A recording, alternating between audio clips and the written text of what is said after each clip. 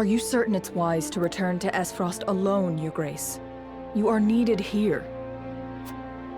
If Sikrus's missive is to be believed, I'm afraid matters are far too grave to be left to anyone else. Svarog's deception is nearing its climax. His ill-gotten profits are being used to build a weapon of untold destructive power. Our anonymous source from the manufactory hinted at as much. Svarog is bold to have carried out his plan this far. Death Snell? What's that? Let the adults speak, my dear. If we're to be wed, then there should be trust between us. How long do you intend on treating me like a child? Very well. Tell her, Thalos.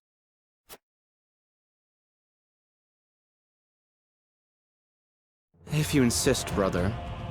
This weapon combines the powerful explosives developed by Dragan with Esfrost's mastery of steelcraft.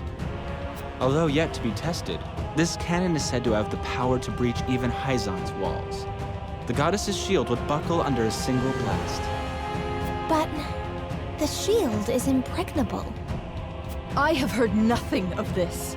Do you think so little of your general? A general is to win me victory, as and when I command it. Svarog's intent isn't to bring Hyzant to heel, however. He means to use the cannon against Brother. But the fool was so blinded by ambition that he never saw the strings guiding his every deed. Fool that he may be, he served his purpose well. The cannon could not have been made without his engineers and Dragan's research. He will die secure in the knowledge that his bloodline contributed to the glory of Esfrost. Sadly, he shall not live to see his work completed. With it, we shall do what our forebears could not. The goddess's shield shall yield before Esfrost's might and ingenuity. If we can even approach the walls, brother, the trade embargo will ensure that Hyzant is especially wary of our actions. On the contrary, their focus will turn inward. With naught else to leverage their influence with, they will take measures to see that none of their precious salt escapes their borders.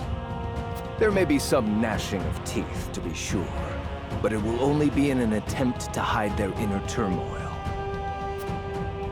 Erica, muster a force, and march to the Hierophant's palace at once. Deliver to Hyzant my final demands. As you wish, brother. I shall gather what news I can of the Saintly Seven's machinations. Thalos, you will remain in Glenbrook. Conduct yourself as if I had never left. You hardly need ask, brother. That is all. Now go.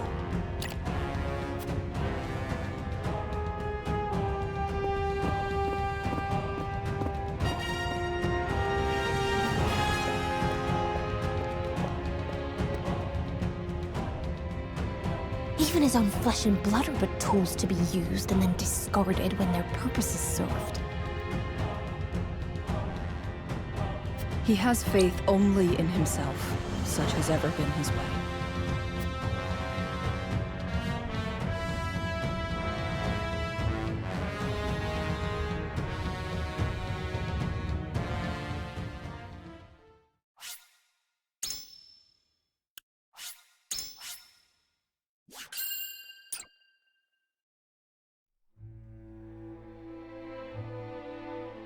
Esfrost and Glenbrook remained strong after declaring a trade stop with Hyzant. Gustadolf sends Erica to Hyzant to deliver his ultimatum, and dispatches an army to Glenbrook to increase the pressure on the Holy State.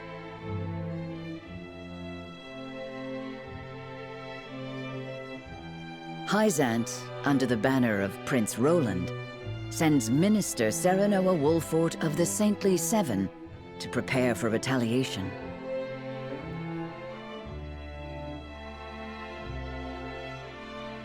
Softly but surely, Nozelia descends into war once more.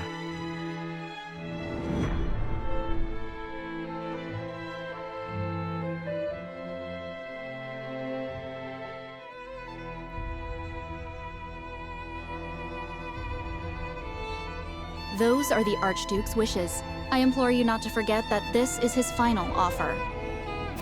Come to think of it, I heard that Wolfort was added to your saintly ranks. Where might he be? I'm afraid I cannot answer that. The dealings of the Saintly Seven are our business, and ours alone.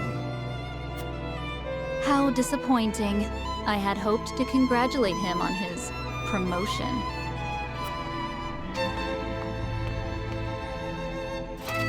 That wretched woman. Those are hardly wishes. Esfrost all but demands us open the source to restore our diplomatic relations. The Duchy fears neither a lack of salt nor the goddess's shield. You can assume they have a plan in mind. Then this was no more than a ploy to stall for time. We had best expedite House Wolfort's plans to take the capital. Minister Exham, send word to Minister Serenoa.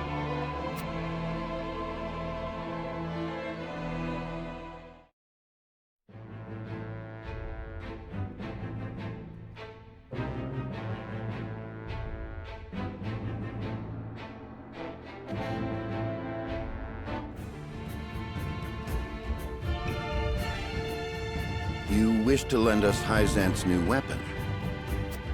Yes, it was a directive from the Holy One. The weapon is one Minister Lila developed in secret.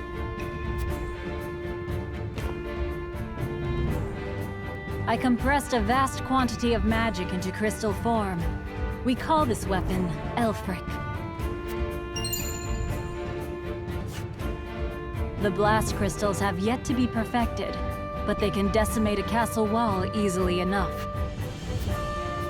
We thank you for your support.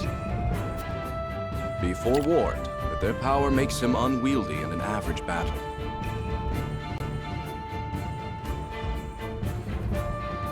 They are not meant to be used on people. Furthermore, we are only giving you a single blast crystal. Regardless, I am certain it will come in handy while recapturing Whiteholm Castle. Its incomplete nature makes it regrettably tricky to use, but Milo should be able to take care of that for you. Use them both wisely. I am Milo.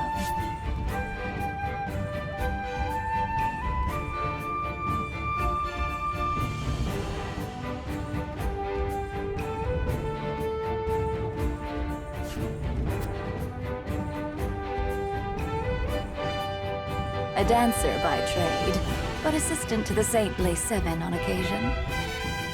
I shall serve you, Minister Serenoa, until we reclaim the capital. You sure you'll be okay? You needn't worry. It isn't my first time flirting with danger. A Hyzantian spy? Very likely. The blast of the Elfric should help you catch the enemy unawares.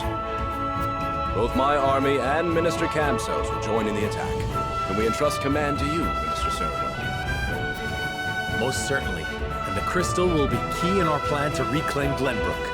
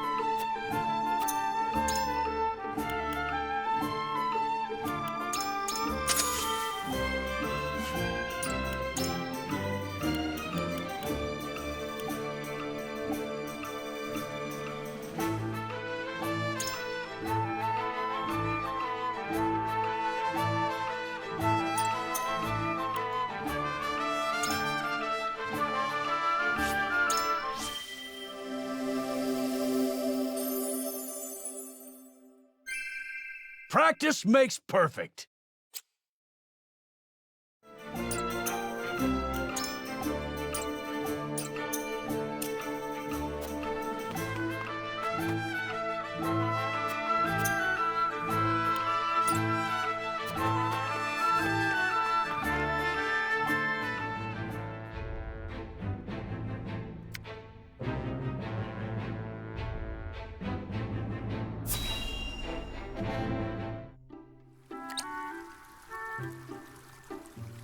Once we have stacked those sandbags, we should be well fortified against even the fiercest deluge.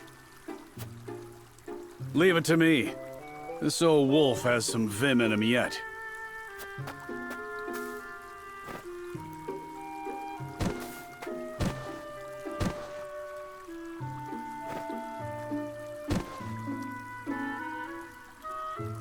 Phew. Haven't used some of those muscles since before I can remember.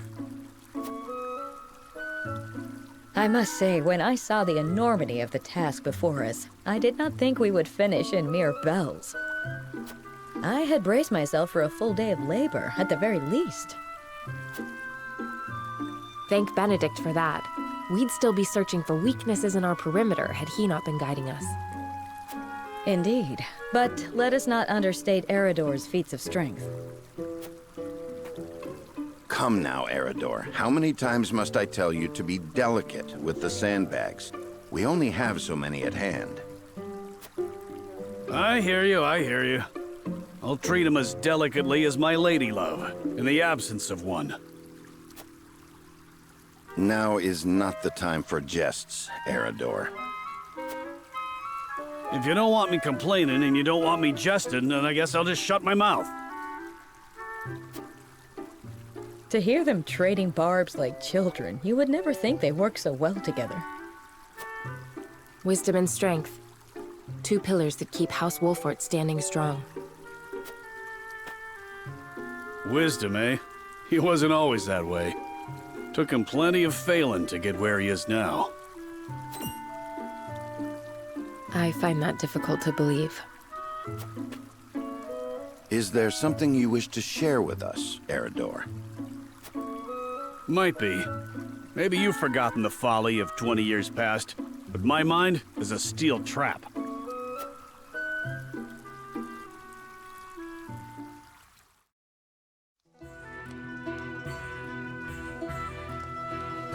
And what's our task for today?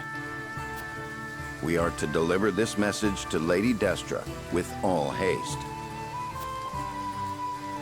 Seems simple enough. Send a bird. I would not trust a bird in this rain. A horse would be more reliable, and swifter besides. Is that so? I respectfully disagree, my friend. Either way, I'm not going to be the one nursing you back to health if you catch the chills.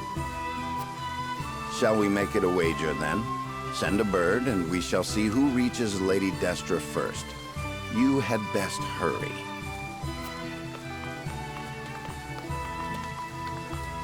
What? Benedict.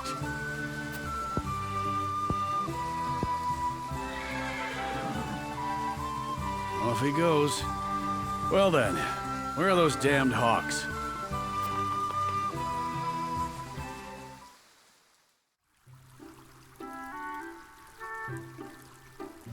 As I recall, Benedict arrived at around the same time as the hawk. If it were a sunny day, he might have won. Ah, the folly of youth. Many of our best days were spent in Lord Simon's service. We made many such wagers, in an attempt to get into Lord Simon and Lady Destra's good graces. I remember when... I believe we have had enough reminiscing for one day, Eredor. Don't be such a harsh taskmaster, Benedict. Where's the harm in a story? Ask me that again when the floodwaters break through our meager fortifications.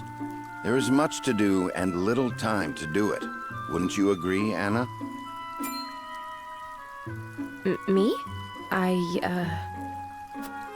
Old friends or old enemies? Sometimes it is hard to tell with those two. Whatever the case, our work's done for the day. And there's nothing like a hard drink after hard labor. You two care to join me? I would love to. Please, regale me with more tales of your youth. I see no harm in one drink. Let's be off then. Shall we invite Benedict along? You'd only be wasting your breath. Now that you mention it, I do not believe I have ever seen you two sharing drinks. Spirits cloud the mind, so I rarely drink.